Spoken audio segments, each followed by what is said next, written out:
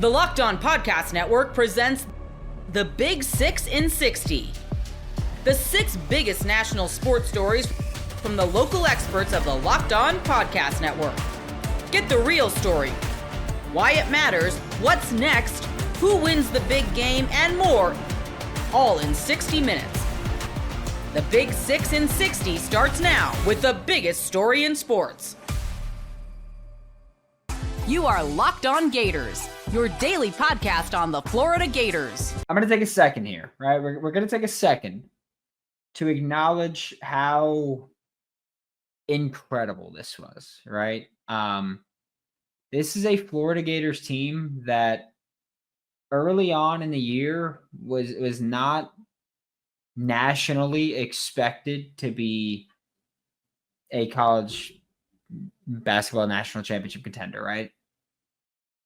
Early on in the year, national media thought of Florida as, like a fun team to talk about, a team that could be a fun March team, but weren't thought of as national championship contenders. They opened the season ranked 21st in the country. But for the third time ever, for the third time in my life, and for the third time of so many of you watching, listening, however you're supporting, first off, thank you. This is incredible. We went live, just pulling the curtain back a little bit. We went live here immediately after the game, and then I took basically 2 hours, not to prepare, not to do anything, but to just soak it in. Because the Florida Gators are national champions again. Like, the Florida Gators are back on top again. And I can't express, one, how awesome this feeling is. And two, I can't express how much I appreciate every single one of you that have come through and supported this show. And even if you haven't supported the show, have supported this Florida Gators program, because they deserve every last bit of it. They're incredible. This is just a remarkable team. 36-4.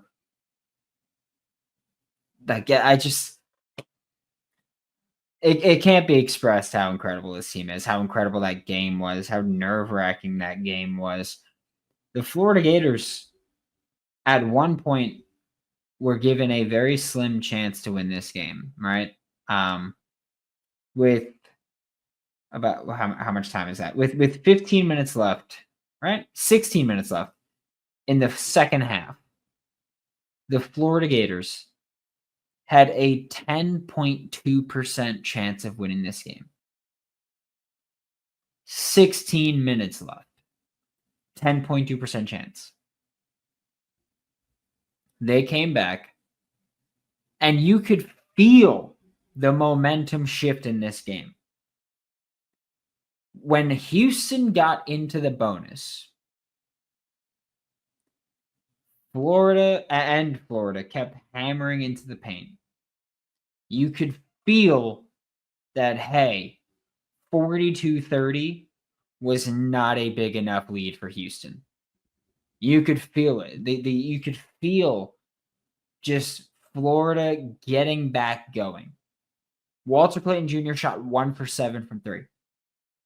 Elijah Martin shot 1 for 6 from 3. Every other Florida Gator missed all of their threes except Will Richards shooting 4 for 7 from 3. This is a team that had one of their worst shooting performances from 3 that they've had all season. This is a team that was forced to play a brand of basketball that was not their style of basketball. This is a team that when they went down 42-30, many people counted them out completely. And like we've seen so many times before, like we've seen consistently throughout this regular season, and throughout this postseason. This is a Florida Gators team that will not quit, that will not die, that can come back from any deficit with any amount of time left. This is a Florida Gators team that so many people talked about having the toughest path to victory, that had to face just of all the one seeds, that had to face all the best teams possible in their matchups, in their seeding. And this is a Florida Gators team that overcame every single obstacle to etch their name in just immortality. This is a Florida Gators team that will go down with the greats. An unforgettable team. Walter Clayton Jr. said, "Hey, I just hope this team is remembered." I promise you, we will not forget this team. The Florida Gators won their third national championship with Walter Clayton Jr. having one of his worst shooting performances that he's had this season. And I'm not saying one of his worst games, because honestly, outside of his three-point shooting, Walter Clayton Jr. played a very good game. Once again, defensively, he showed up. Okay? This was one of his best pass. Screw that. This was his best passing performance of the season. I know he had more assists in the Ole Miss and Alabama games at the end of the season. I know that he had the same number of assists in other games. Don't care. This was the best passing performance from Walter Clayton Jr. Okay? This was it. He had a block again, which, by the way, he's had 3 blocks in the national championship. In the March Madness tournament, he had 3 blocks. He had what? 7 throughout the rest of the season combined, something like that. This is like this was an elite performance by an elite player. This was the greatest Florida Gators basketball player of all time in Walter Clayton Jr. And look, you could disagree if you'd like. I encourage people that if you disagree with something, to say that. If you have an issue with someone saying something, then say that. But this is the greatest Florida Gators basketball player of all time in Walter Clayton Jr. This is one, I'm not going to say everybody, I'm not going to say this is my favorite Florida Gators basketball team of all time. Just because those older national championship teams and the 2014 team, special places in my heart. This team also a special place in my heart. I can't make a decision between any of them. I'm not saying that I feel one way or another. But this is a Florida Gators basketball team that did what so many people didn't think they could do. This is a Florida Gators basketball team that week in, week out fought their ass off, game in, game out, fought their ass off through horrible officiating throughout this entire tournament. And I'm not saying that that's a Florida-specific thing. I think if you were an official in this tournament, you should be embarrassed to show your face on a court, because holy crap is the officiating bad all tournament on both sides. But this is a Florida Gators team that was forced to play Houston basketball. Messy, fugly basketball. And they said, okay, we're going to do that. And we're going to win. Because we're the best team in the country. I told you guys after the first time they beat Auburn, because don't forget they did it twice. I told you guys after the first time they beat Auburn that I was confident this is the best basketball team in the country. Now, you can say any metric you want. You could say anything about Duke having Cooper Flagg. You could say anything about Auburn having Janai Broome. You could say anything about Houston having Kelvin Sampson, LJ Cryer. You could say anything you want about them. But what you can't say is that any of those teams won national championships. What you can say is that the Florida Gators won a national championship. That the Florida Gators are the best basketball team in the country. Ever check your bank account and wonder, where did all my money go? Between dining out, online shopping, and entertainment, it's easy to lose track. That's where Monarch Money comes in your personal CFO, giving you full visibility and control over your finances. Monarch Money isn't just a budgeting app, it's a complete financial command center. You can track all of your accounts, investments, and spending in one place, so you stop just managing your money and start building wealth. Instead of juggling multiple apps, you can use Monarch to check your finances, track spending, and even plan long-term goals. Managing money with your partner is smoother than ever. You can track shared and personal accounts, set goals, and stay on the same page without the stress. Take control of your finances with Monarch Money. Use code LOCKEDONNFL at monarchmoney.com for 50% off your first year. That's monarchmoney.com, code LOCKEDONNFL for half off your first year. Sometimes you just run out of time. Sometimes things don't go your way. You are Locked On Cougs, your daily podcast on the Houston Cougars. Houston falls 65-63 in the national title game.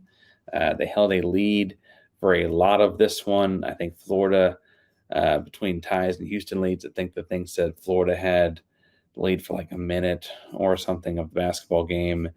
Not that the lead was ever crazy. I think Houston's biggest lead got up to 12 at one point early in the second half. And we know from being on the other side of that, that's not decisive.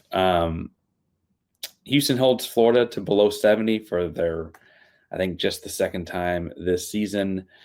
Defense was strong. Frankly, I was talking to Pete Bukowski a lot on a lot on Sports Today, and he brought up, like, honestly, if you hold that backcourt between Elijah Martin and Walter Clayton to a total of 5 of 20 shooting, you'd think you have a pretty good chance. I think if you hold Florida, you think you had a pretty good chance, and really you had a chance. I think that's why this hurts so much. I think the other thing that hurts about this so much, though, and I think that's where I want to start, is Houston's beaten down the door, right? Final Four 2021, Elite Eight 2022, injury in 2024, injury in 2023, right here in 2025. Houston's beaten down the door. This thing is coming. It's going to happen. Don't know when, and I don't know what it's going to look like. I just know that the last, 4 or 5 years have had a lot of these faces on it. And as Walter says here, I love these guys. I'm just sick. Been following this program as student alum since 2005. Thought this was our year, really did. I think what makes me sick is, like, this group specifically. These guys have been so close for so long, and it felt like they were so close again. Obviously, there are offensive issues that happened in this game. Obviously, there are things you want to fix, things you want to take back, things you want to change. But ultimately, like, you look at this and you just feel bad for those guys, man. You play that game 10 times, it comes out 10 different ways. Florida won that one. Who knows? You go 5-5 across that 10-game stretch. That's 2 incredible basketball teams. And that's the fun of college basketball. It's not a best of 7 series. It's never a bunch of 3-game series. It's one and done. And Houston snuck out with one earlier in the tournament, and kind of out-toughed someone down the stretch there, right? And instead they end up here in this one on the wrong side of that, right? That's the way that goes. Hats off to a bunch of guys in this one and the incredible toughness that they showed. Javier Francis played his stones off, man. Couple huge dunks, great defense and rotation. He's guarding Walter Clayton on the perimeter. He got his 21 minutes, and I thought at one point he had his 5th foul, and it being the 5th one was actually called on Miles Uzan Finished with 8 points, 6 rebounds, an impressive outing from him. Couple blocks. I think he got credit with 2 blocks. Hats off to LJ Cryer. Played 37 minutes of this one, 19 points. No one shot the ball particularly well from 3, but he was 4 of 11 for Houston. Some important defensive plays at Cryer too, rotating and covering big guys, tagging the roller with big guys. Just incredible stuff. JoJo Tugler, great defense. Jawan Roberts is a soldier. And like I said, it sucks. It sucks for a lot of reasons. I feel like this was the coming out party year for Houston in a lot of ways. I feel like you could shut down a lot of things with a lot of things this season. I think ultimately, in however many years or how many months, weeks, whatever, you look back and you will think about like how fantastic this season was and all of that. But the truth here is that as you get here, it just sucks because this is the last chance for this group. Next year's group is going to be totally different, bringing in multiple McDonald's All-Americans, the Gatorade Player of the Year in the state of Texas, for my money, one of the best players in the city of Houston, and who knows what else is out there coming added to this roster. The roster only gets better, weirdly, as far as like national level of talent in all those regards and stuff like that. But gutting way for this group because this group felt special, right? The way this group felt special when they never quit at Kansas, the way this group felt special when they never quit in a weird game with UCF, the way this group never quit against Arizona multiple times, Gonzaga, Purdue, the way they stomped Tennessee out, the way they stood up tall against Baylor in Waco. This group never quits. And that felt like such a calling card for this one. And Florida knew it. Florida knew what they were up against. That they brought it too, right? They're diving on the floor in the 40th minute. That's what it takes. Just an incredible run that, again, I think we'll look back on in weeks, months, years, whatever, and appreciate. I think we'll look back when Kelvin does beat that door down and get his title and appreciate. I think we'll look back in a lot of ways and appreciate at some point that doesn't make tonight easier. And so for all the folks there in the Alamo Dome, for all the folks at home in Houston, around the state of Texas or further, it's okay that this hurts, right? That's part of what makes this fun, is that the excitement for all of the wins is going to have the same inverse opinion, like feeling when it doesn't go that way, right? And I don't mean to get soapboxy here for a second, but man, like, you're down the wire in that game. And like, down the wire in that game, and you're right there. You don't get a shot off at the end. I got comments flying in here. I got Adrian, longtime listener, says, hell of a season. Hate the way it ended. Sad for Sampson. I've got Walter saying Francis was great. That dunk will go down in history. I think when we're at a happier moment, we'll think about that one for sure. Got a Florida fan says, good game to you guys. Good game to Florida. No hate there. They played a hell of a game. Locked on Big 12 chimes with the whole Big 12 is behind Houston tonight, who got to rise to the top of the league. And now all 16 fan bases are behind them moving forward. I'm sure there will be a conversation at some point in a later episode in the offseason as we head into it about like what this means for Houston's spot in the Big 12, because I think that's an interesting conversation. You had a lot of things going on. Love these guys, just sick. I think we had that one up already. Thank you, Kelvin. Another one that's great to see. Would have liked Roberts getting the ball at least once of the last 6 possessions. We'll get into more basketball stuff and get out of the fields for a second. Not that that's any less fieldsy.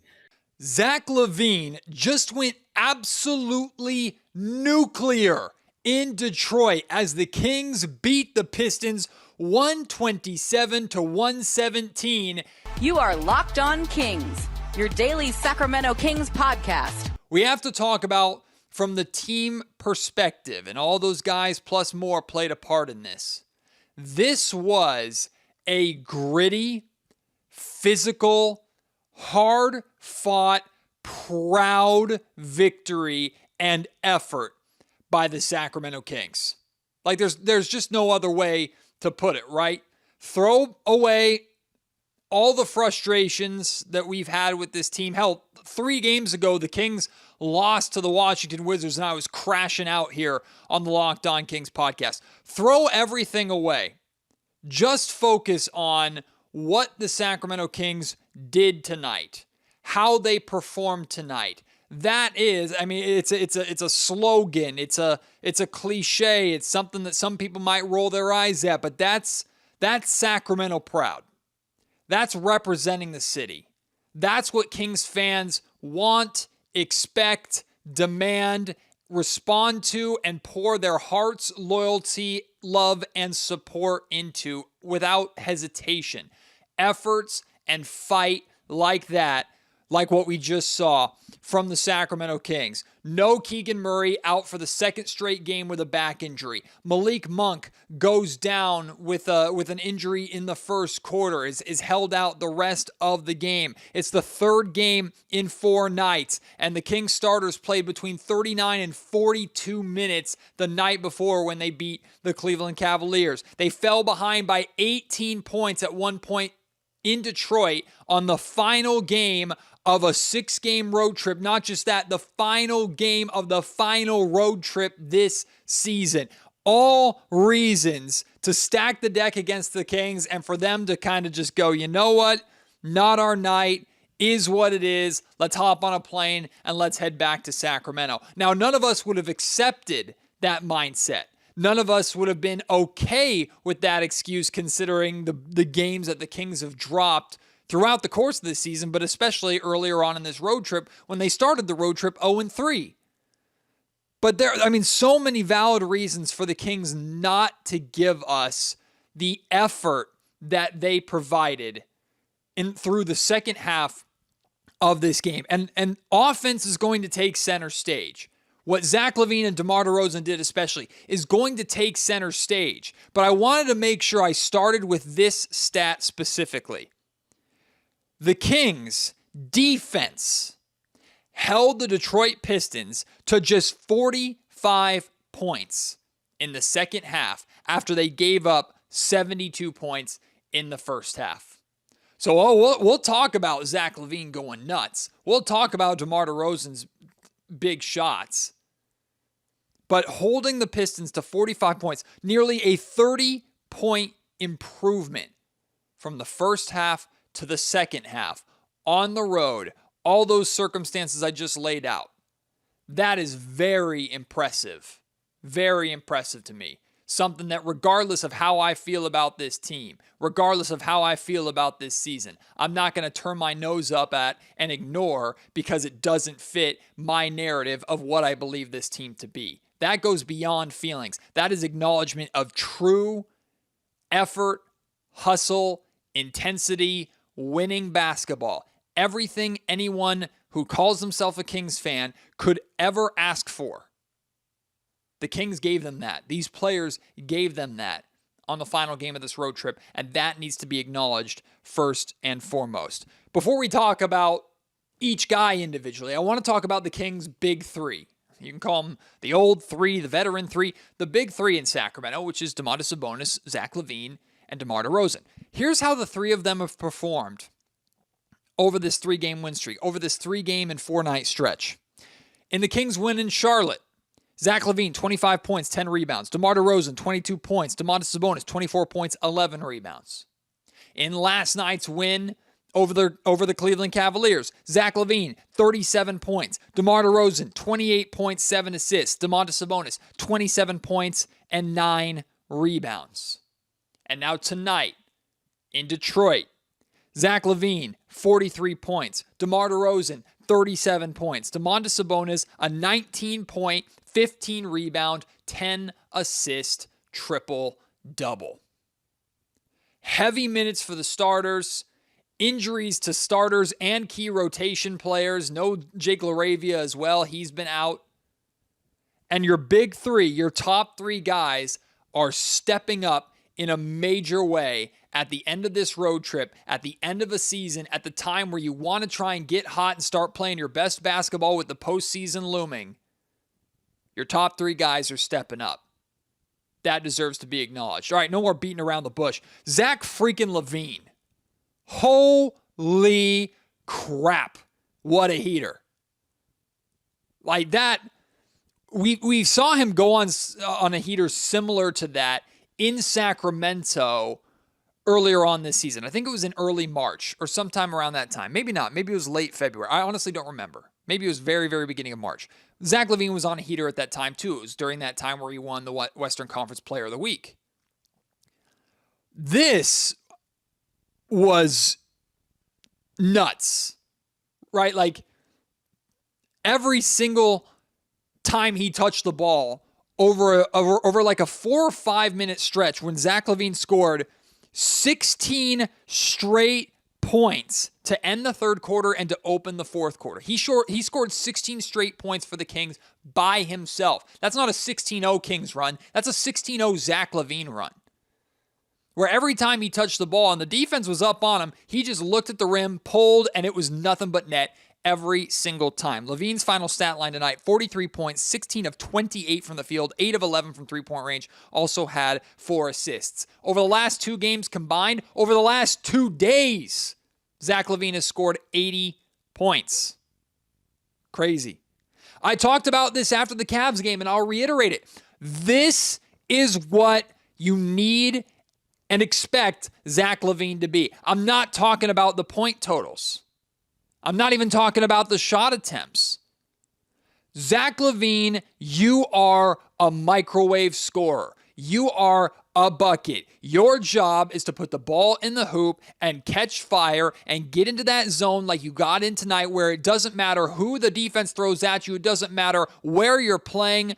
You have a ball, there's a hoop, and every single time you throw it up, there's a very good chance it's going in that hoop. That is Zach LaVine's job. He is an offensive merchant. I don't care about the defense.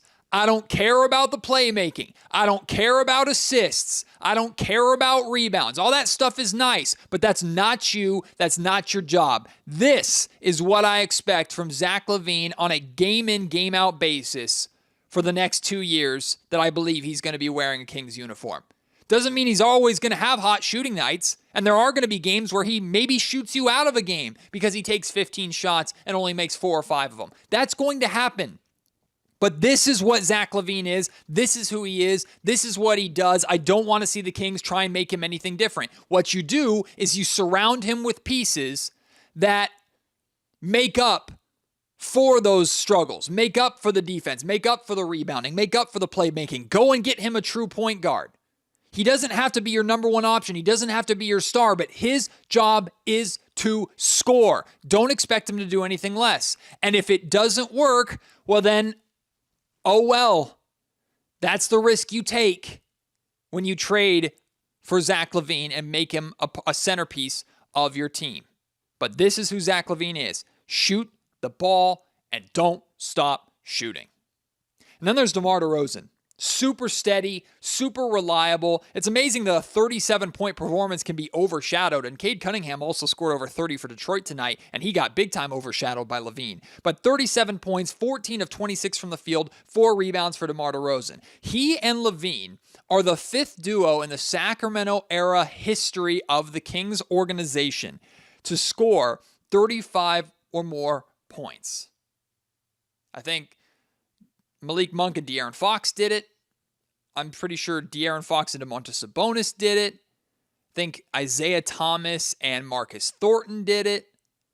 Like, there haven't been too many duos that have both scored 35 or more points in a game in Sacramento's history. LaVine and DeRozan added themselves to this list.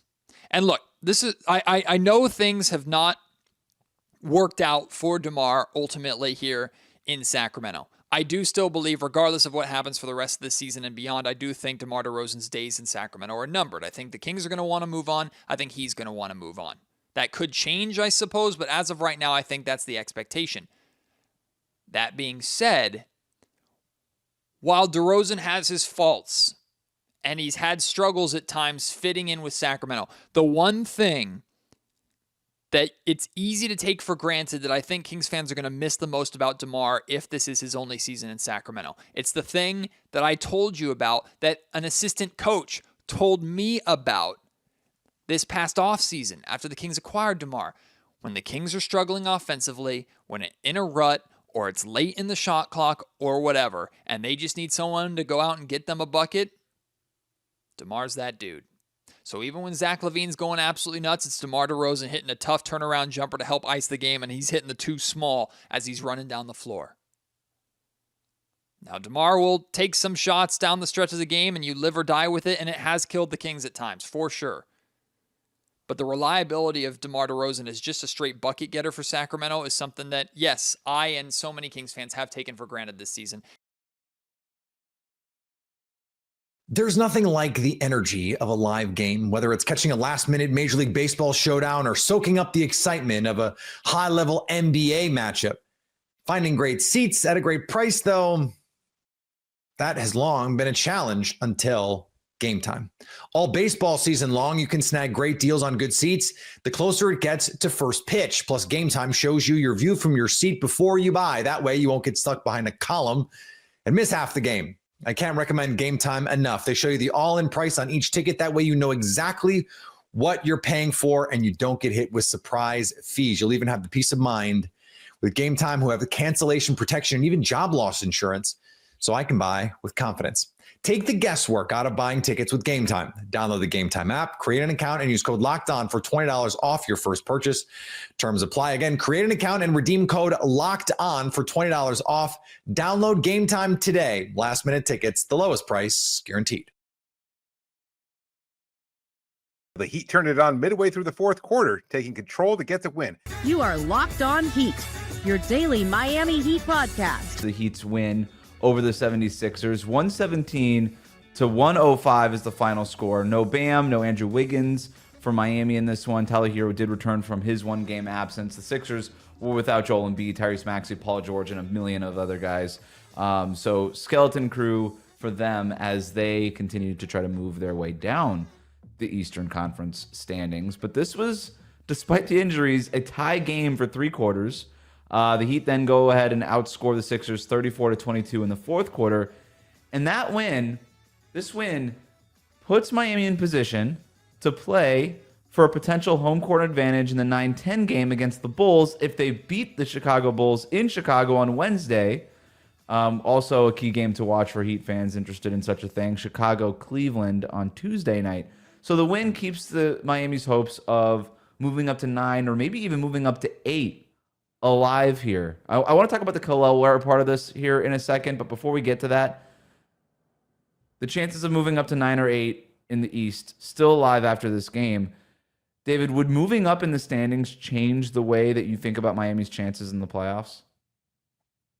No, not necessarily, because I think they've been such an inconsistent team. Even tonight's performance kind of shows that this was a win that, for whatever reason, and I understand the loss of Bam is a significant one because of everything he does defensively and all the glue that he provides in terms of keeping things steady and making them appear to be at least a semblance of a team.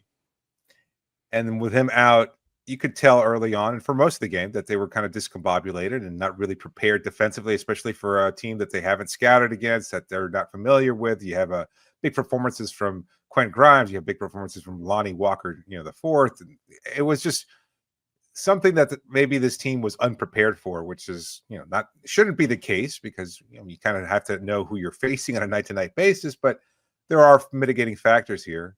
And yet you're tied with them until the 8.5-minute mark of the fourth quarter.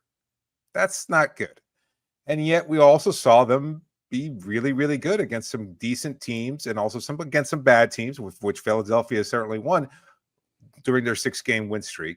And yet before that, they had lost 10 games in a row. So we've talked about this all season. We don't know what version of this team we're going to get on a nightly basis. And that's what makes the play-in tournament such a dangerous proposition, because you might get the really worst version of this team that can't hit a three, that can't pass the ball, that can't defend at a high level. And next thing you know, you're going to get blown out by the Hawks or the Bulls or whoever you wind up facing in that play-in tournament.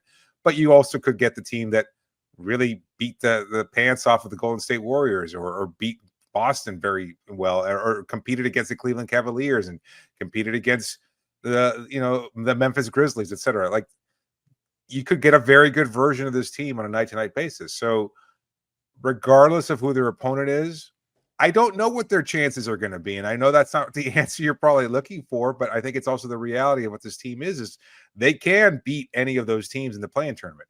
They could even make a first-round series against the Cleveland Cavaliers competitive if they're playing their very best and they're healthy. But there's no guarantee that that's going to be the case. And I don't know whether or not I could predict that, because maybe Wiggins doesn't come back. Maybe he's a shell of himself once he does come back. Maybe Bam has to miss time, etc. Like, there could be a lot of different factors here. So I'm not concerned about the opponent so much as I have to focus on what version of Miami we see on a nightly basis or from a game-to-game basis. And that being the case, it doesn't really matter where they end up in the standings. Although you'd like them to continue to win out and build off that and have the kind of confidence that we saw them have during the 6-game win streak, that doesn't necessarily mean it's going to translate into whatever play-in tournament games they have. Yeah, we were talking maybe a week ago during the 6-game win streak. Boy, it looks like this team is peaking right at the right time.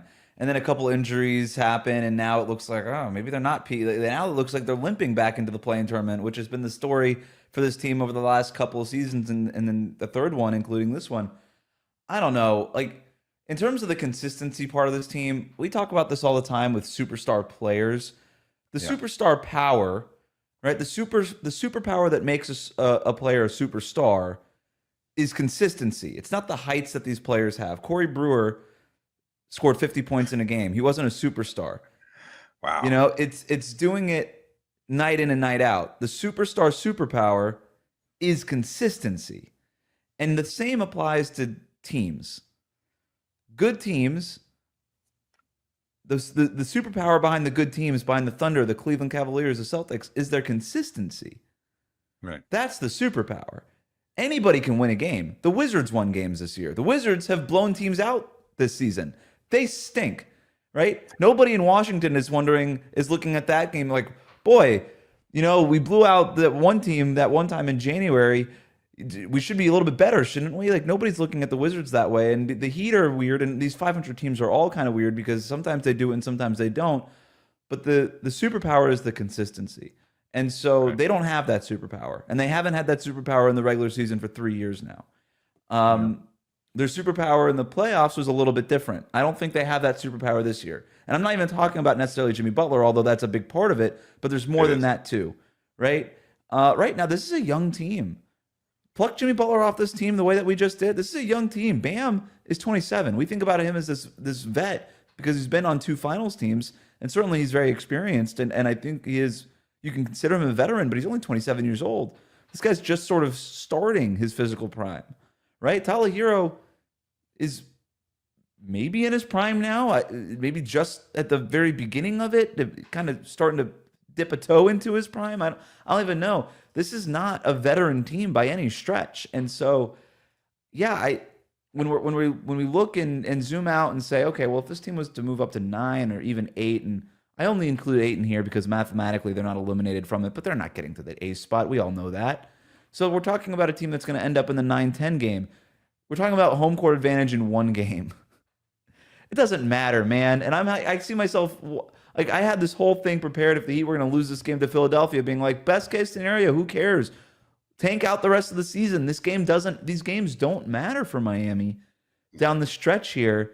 But whatever. I guess you get 1 game at home against the 10 team if you end up getting this 9 seed, and maybe that sets you up to travel and beat the loser of the 7-8 matchup, and you back your way up into the playoffs and lose to Cleveland or Boston, or lose to Cleveland, I guess, in that scenario. But I don't know that the seeding matters much to me, although I guess you got to give credit to the Heat. They're at least playing for something here, and they care about it, it seems like. Yeah, I don't think there's any doubt. I think if they didn't care, they would have just rolled over when Philadelphia had tied everything up midway through the 4th quarter. Like, again, I was thinking it was 88 all with 8.5 minutes left. Are we sure Philadelphia didn't roll over? No, I think Quentin Grimes was still doing his thing. I think Miami tightened their defense a little bit, and he started getting some timely shots from Kyle Anderson and Duncan Robinson. Yeah. I mean, there was clear intent for them to find a way to win. They weren't just taking bad shots or they weren't coughing the ball up. They played better during that stretch than they had for the previous 40 minutes. It just, it was not great. And again, easier to do against a bad team. And you see that, like with Philadelphia, as much of a gutsy performance as it was from them, something that pains me to admit, they also, because they're not good, they're not consistent, they're not deep, they hit those good performances, and then Miami punches them, and they're kind of like, oh, okay, well, we're really not going to try that much after this point, and then eventually they kind of just let Miami run roughshod on them, and that's what a lot of teams have done against the Sixers group all year. So, it's I don't know what to make of this Heat team. I really don't. I contend that they can be good enough to challenge whoever they face. What does that mean, challenge? A competitive series. I think it would feel like a moral victory because it's not going to result in winning the series. But if you go up against Cleveland, I kind of like Miami's chances of making it competitive. I could see this going 6 or 7 games against Cleveland. Okay, I can't. But maybe the game. Cleveland's going to beat them, like sweep them. Gentlemen, sweep. I don't know. I think the Heat would win 1 game. Does that count? Challenging them? I don't know. No, it's not. 6 games would be a challenge. 5 games is a gentleman's sweep. Yeah, I don't look. I would love to be surprised. I don't. I think the Cavs are awesome, and I think that they've been playing poorly lately because these games don't matter. But this is a team that has 2 different 15-game win streaks. In terms of winning multiple games in a row, no team has been better at that in this season than Cleveland. So I just have a hard time seeing it. But we did also on the East Squad show. And that'll come out later on Locked On Heat feeds on Tuesday afternoon. But we had the whole conversation about who's the East play-in team that the top teams would least want to face. Cleveland and Boston, obviously. And my answer is still the Miami Heat. You've got Eric Spoelstra. You've got a team that's going to be physical. You've got a guy like Bam Adebayo who's going to muck up everything that you want to do offensively, and that's just annoying for teams to deal with, especially in the first round. They're like, we have to deal with maybe one of the best defenders in the league and maybe the best coach in the league in the first round. Like that's not exactly what we thought we were signing up for when we had one of the best records in the league. But I don't think any of these teams are really gonna. I just think Boston and Cleveland are so much better than everybody else in the East. But go ahead. Well, no, but I mean, we should at least mention the consensus though was that Miami was not the team that those top contenders wanted to face. I thought that most of the people on the show that thought it was going to be Chicago, and I'm like, come on. Really? Like there's this assumption that Chicago has been as the broadcast pointed out, they've won 12 of their last 16 games. They have been very good to close out the season, and they were really bad for most of the regular season, and they've just been really good of late, which is why Miami finds himself in this quote unquote battle against the Bulls for the play-in tournament. Wednesday's game against Chicago is not necessarily an easy one for Miami. So it's must watch, man. It's one of the biggest games left of the season. Wednesday night. Are more people going to be tuned in for Dallas's return to, or Luka's return to Dallas, or the big 9-10 everything hangs in the balance game? Well, I could say one game is probably going to be more competitive than the other one, and I'm pretty sure it's going to be the Miami-Chicago one. Fair. Ever check your bank account and wonder where did all my money go? Between dining out, online shopping, and entertainment, it's easy to lose track. That's where Monarch Money comes in your personal CFO, giving you full visibility and control over your finances. Monarch Money isn't just a budgeting app, it's a complete financial command center. You can track all of your accounts, investments, and spending in one place so you stop just managing your money and start building wealth. Instead of juggling multiple apps, you can use Monarch to check your finances, track spending, and even plan long-term goals. Managing money with your partner is smoother than ever. You can track shared and personal accounts, set goals, and stay on the same page without the stress. Take control of your finances with Monarch Money. Use code LOCKEDONNFL at monarchmoney.com for 50% off your first year. That's monarchmoney.com, code LOCKEDONNFL for half off your first year. And an offseason that's been all about helping Jaden Daniels. The Washington Commanders made a personnel move on Monday. You are Locked On Commanders, your daily podcast on the Washington Commanders.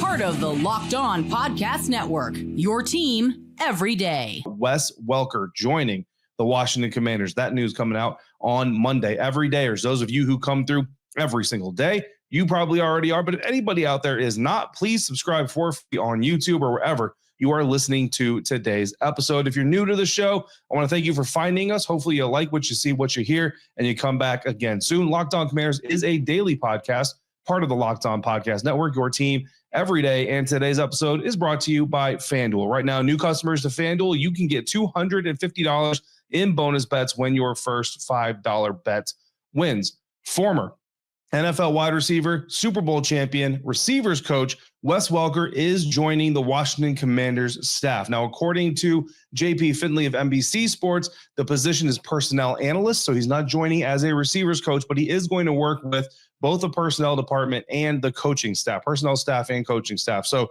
he's basically an advisor. It's basically kind of what it looks like it is. He's a smart football guy, a lot of football experience. He has coaching experience, and he's basically going to be a dude that comes in and helps the Washington Commanders win, helps Jaden Daniels thrive and grow from his rookie campaign, and just be an all-around guy that can contribute to the organization, potentially a role that could adapt into something else or could shift another direction, in the future or whatever. But for now, basically, that's kind of where we're at with it. Now, Wes Welker coming in. There were some people who were a little bit surprised by the name, by the move, but he does have connections to Cliff Kingsbury, the Washington Commanders offensive coordinator, and Wes Welker played collegiately together at Texas Tech. I think Nikki Javala of the Washington Post dug up some old tape or broadcast footage of the two that she was sharing. It's very interesting. It's very old tape, so that makes it even more interesting. Of course, Wes also has a connection with general manager Adam Peters and receiver Deebo Samuel as the 49ers receivers coach from 2019 to 2021. That was Wes Welker's, not his first foray into coaching, but kind of his first real big job as an NFL coach, as a receivers coach there in San Francisco. And of course, 2019 is when those San Francisco 49ers drafted Deebo Samuel. They took the receiver out of South Carolina. He quickly, in his rookie season, took on a major role with the team, played outside, played in the slot as well, was injured in 2020, played only 7 games, but then came back in 2021 to have his best season as a pro so far. 1,405 yards receiving, over 1,700 yards of total offense for the 49ers, made the Pro Bowl, was a first-team All-Pro member as well. And, of course, again, Wes Welker was his receivers coach. Deebo Samuel taking to social media after the news was announced, and he's very happy with the move as well. So there's a lot there. Wes Welker did leave the 49ers to go with Mike McDaniel to the Miami Dolphins when McDaniel left from the offensive coordinator in San Francisco to become the head coach in Miami. But unfortunately, Coach Welker was fired following the 2024 NFL season after the Miami Dolphins finished with a passing game that ranked in the 20s while ranking near the top or at the top in both of the two seasons, 2022 and 2023 before that one. Now, Wes Welker was also pass game coordinator there for the Miami Dolphins. So obviously he took a lot of the blame there from the staff or from head coach Mike McDaniel. There's varying thoughts on that, and you can kind of go whatever way you want to with it. I think the Tua Tagovailoa injury certainly played a big role. Tua only played 11 games last year for the Miami Dolphins. And then when he did come back and was healthy again, a lot of people talked about how the Dolphins pass game went from trying to stretch the field and find these deep shots, as a big part of what they do, to basically just turning into a short offense, right? It stunted Tyreek Hill's production. It stunted the Miami Dolphins production. And I think overall it just kind of led to a downward turn for everybody in Miami. So I don't know how much of that I would necessarily place at the feet of Wes Welker, but he definitely is the one who was left looking for a job. And now he's got one, right? This is a big get for me, right? To me, this is a big get. And look, I can't tell you that it's going to lead to X amount of wins added to the season. I can't say it's going to add to X amount of yards added to Jaden Daniels as a quarterback and things like that. There are certain companies and sites out there that have those algorithms to where they think they can figure that kind of stuff out. I'm not one of those people, but here's what I'm going to tell you. Wes Welker has worked as a coach on staffs that had mobile quarterbacks, operated with the intent to get the ball downfield, had heavy slot presence in terms of usage and receivers. And I would say that this Commanders offense, as far as total amount of weapons, has more weapons than any offense that Wes Welker has been a part of. Now, that's not to say that, Tyreek Hill isn't better per se than Terry McLaurin, although that's a conversation that we can have another time if you really want to have it. But the Dolphins have Terry McLaurin, they've got Jalen Waddle, but they don't have, a lot of other weapons. I know they have some talented players, don't get me wrong, but as far as like top shelf guys go, I think that when you look across the board, Deebo Samuel, Terry McLaurin, Zach Ertz, look, I still like Brian Robinson, Austin Eckler as a 1-2 duo in the backfield. I know we've talked a lot this year about an early running back being selected first round or second round, depending on how the board goes, but that doesn't necessarily take away from the potential that a guy like Brian Robinson Jr. brings. Just the bottom line is last year it definitely tailed off and didn't go super well. So anyway, back on topic here. Several occasions also last year stick out when I think about the addition of Wes Welker, where Cliff Kingsbury during a press conference was asked about this player, that player, this series, and said, well, that was a David Blau player. Tavita Pritchard really kind of drew that up, or Jaden Daniels called for something, or Terry McLaurin said, hey, we're going to run this play, things like that. Cliff Kingsbury definitely in control of the offense, but a coordinator who's willing to listen to the people around him. His former teammate is coming in. Like, this isn't a stranger right off the street. Like, Wes Welker is going to have the ear of Cliff Kingsbury. So as Wes Welker brings his experience, his knowledge, his experience with Deebo specifically as well, that's going to matter. That's going to absolutely play big in Washington. So look, I don't want to overblow it, right? But I do think this is a really good addition. And I think it's something that Commanders fans, you should get really excited about. Not that I'm hoping it happens soon either, but looking kind of like, second, third ripples from the splash point. It also sets up Cliff kind of nicely, right? Because if and when he takes a head coaching job, whether it's next offseason or the 2027 offseason, like I said, I'm not looking to push him out the door anytime soon. Potentially, he could be grooming Wes Welker to become his offensive coordinator, right? He moves to whatever team that needs a new head coach. Wes Welker comes in as his offensive coordinator. Maybe Cliff gives over play calling duties. Maybe he doesn't. That's a decision he's got to make, things like that. Or if he decides to take a Brian Johnson or Anthony Lynn with him instead, then you got Wes Welker, Tavita Pritchard, maybe somebody like that who can step up and potentially fill that role at that time. So very good signing, in my opinion. We'll see exactly, how that role develops, and we'll all be having an eye on him during rookie camp and OTAs and training camp and all that stuff to see really where his influence can be felt. But I think just off the cuff, off the jump, seems like a really good addition. And we're going to jump into some mailbag questions here in a minute, but I actually want to finish this segment with one. Insider Nick came through. It's a curious question. Just wondering how much difference there is in a big slot and the type of slot Wes Welker ran. Everyone is in on the Deebo Welker connection, as are we. How about the Welker McCaffrey learning curve? Could Welker be a big help for McCaffrey, or is the style too different? I think it's a great question.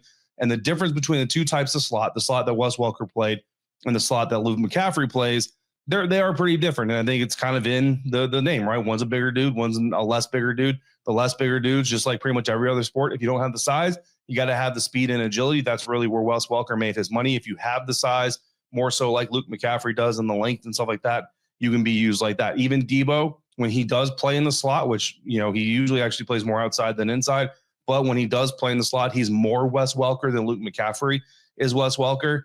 So there's an obvious connection there. Yak guys who run short, quick routes to get the ball in open space, try to make a guy miss and get upfield, or they can be a hot read for a quarterback facing a blitz. The real difference between big slots and a Welker type of slot for me, and just kind of a surface conversation about the slot position, is the shorter, smaller, quicker slots tend to create space. They find space in zones, or they create space by shaking a man coverage guy, while the big slots tend to actually rely on the play design, and usually the offensive coordinator is trying to pull a second level defender out of a gap to where that receiver can then fill in, and they kind of like box out the defender behind them type of thing, or catch the ball running. So get the defender in conflict, force them to make a decision, and your big slot can just take advantage of that. A guy like Welker, though, don't look at his play style from his NFL career as any type of handcuff. Look at the fact that he just knows football, right? The best coaches in the NFL, even if they played the game, they don't just know what they did and how to teach that, right? Like I look at Tom Brady, who I know for a fact could teach a cornerback how to shade a specific route, given a specific look, context, and tendency, because he knows the game well enough to not just deliver the ball, but also tell you how to stop a guy like him in an offense like his, because he understands those concepts, even though you're never going to see Tom Brady out there running trail technique. So again, Wes Welker joining the Washington Commanders staff, I think it's a great move. There's nothing like the energy of a live game, whether it's catching a last-minute Major League Baseball showdown or soaking up the excitement of a high-level NBA matchup. Finding great seats at a great price, though, that has long been a challenge until Gametime. All baseball season long, you can snag great deals on good seats the closer it gets to first pitch. Plus, Gametime shows you your view from your seat before you buy. That way, you won't get stuck behind a column and miss half the game. I can't recommend Gametime enough. They show you the all-in price on each ticket. That way, you know exactly what you're paying for and you don't get hit with surprise fees. You'll even have the peace of mind with Gametime, who have the cancellation protection and even job loss insurance, so I can buy with confidence. Take the guesswork out of buying tickets with Gametime. Download the Gametime app, create an account, and use code LOCKEDON for $20 off your first purchase. Terms apply. Again, create an account and redeem code LOCKEDON for $20 off. Download Gametime today. Last-minute tickets, the lowest price guaranteed. Texas A&M made a great hire, bringing in former Samford coach Bucky McMillan to be the Aggies' new head coach. You are Locked On Aggies, your daily podcast on the Texas A&M Aggies. The exciting hire of Bucky McMillan, the former Samford coach. Now listen, here's the deal. A lot of folks are going to see this hire. I would say right now that it's been mixed feelings. I've seen a lot of happy people and a lot of upset people. I think it was a bit unexpected. Bucky McMillan was not a name until he was really hired that I foresaw being the next head coach for the Aggies. But of course, that is who the athletic department decided to go with. And I think it's a good hire. And this is one, when they hired him, I feel like a lot of times people go, well, what the heck? This is bull crap. This stinks. And then they kind of come around a little bit. As soon as I did some research, I said, I like this hire. I think it's a good hire.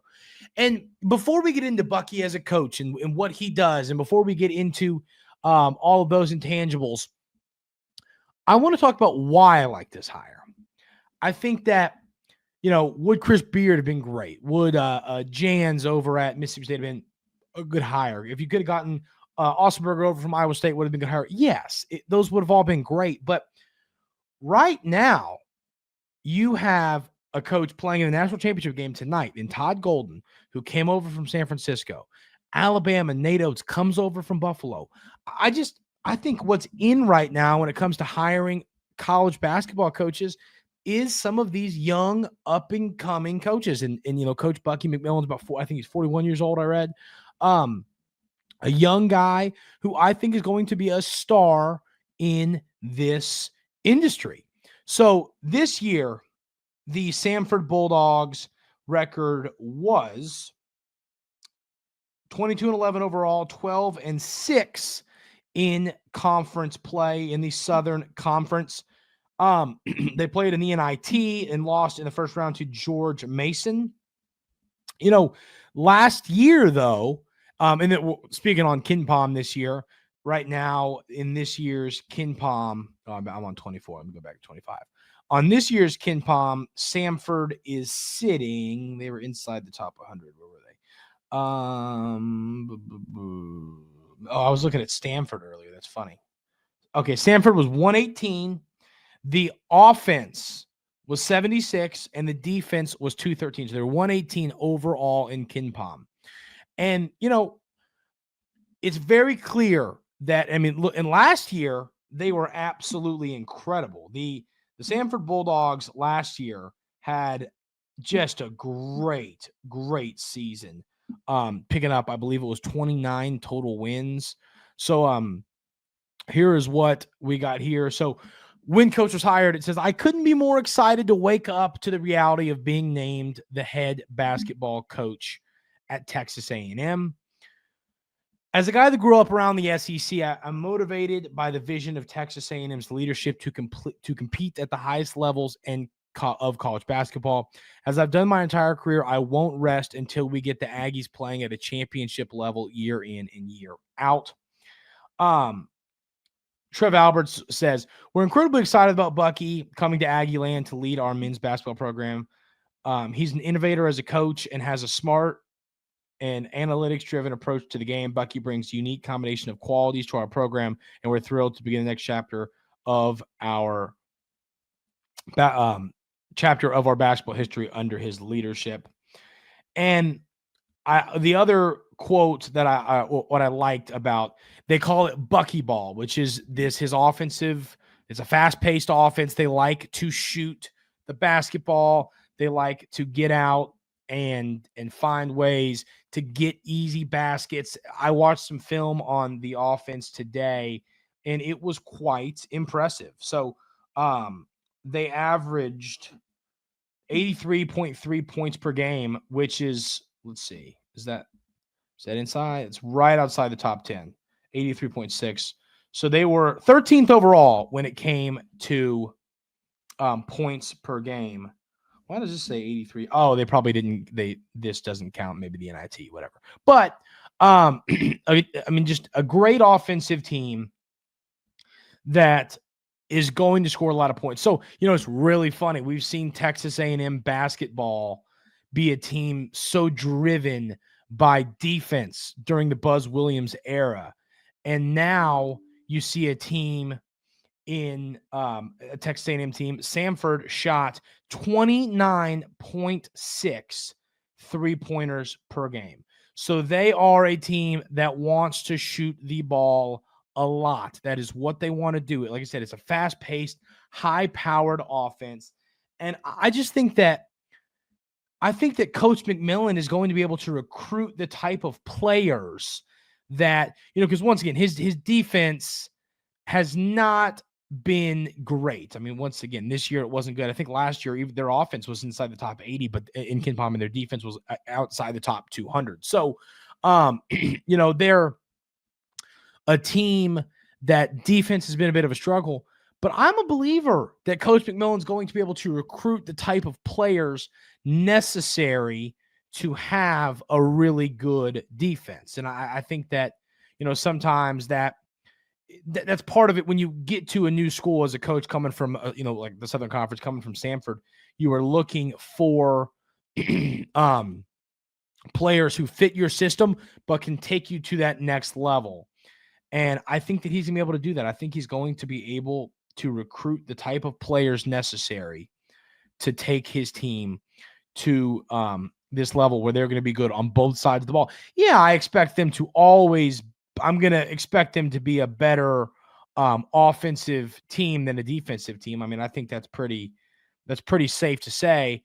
But also at the same time, I'm expecting them to be pretty good on both sides of the ball. I mean, I think that with better players in the SEC, there's a world where he has a top 20 offense in KenPom. I think it's very realistic. And so, for example, last year, Texas A&M shot the three ball 22.7 times per game, which was 171st to the nation.